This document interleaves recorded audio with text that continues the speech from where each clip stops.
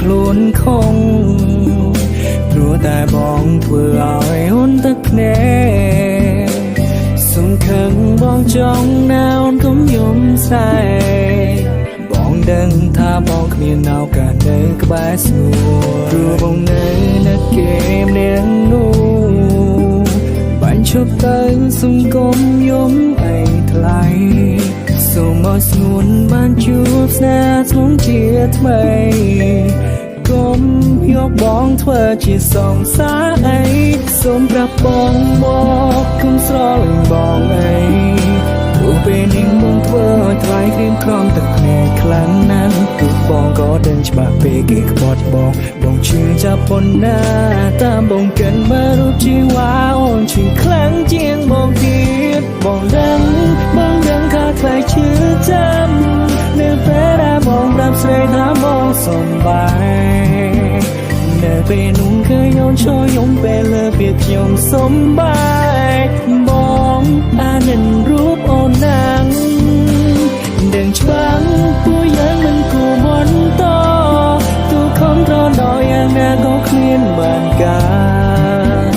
ព្រោះតែនៅក្នុងចិត្តមួយនេះមិនដែលទទួលជីវ៉ាសូមទូផងណាអូនណាបងនៅត្រូវការគេ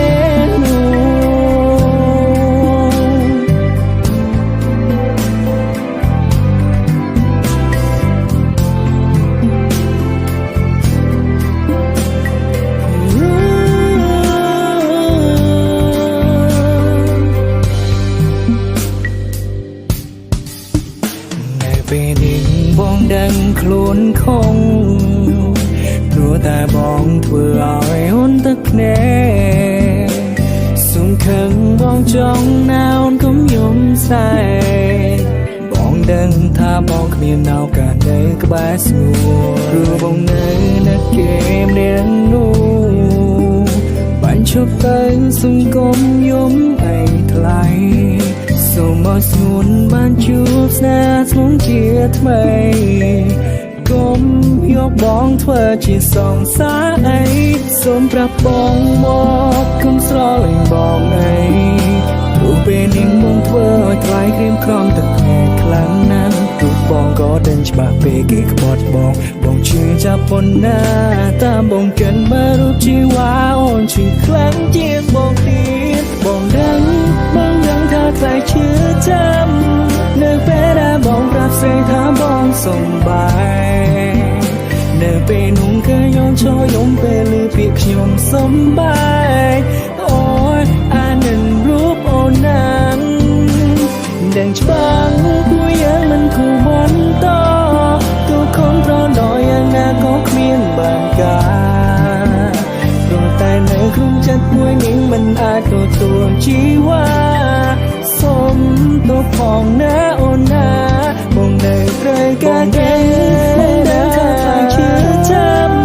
នៅពេលដែលបងប្រាប់ស្រីថាបងសំបាយនៅពេលនោះគឺយំឈរយំពេលលើពេលខ្ញុំសំបាយប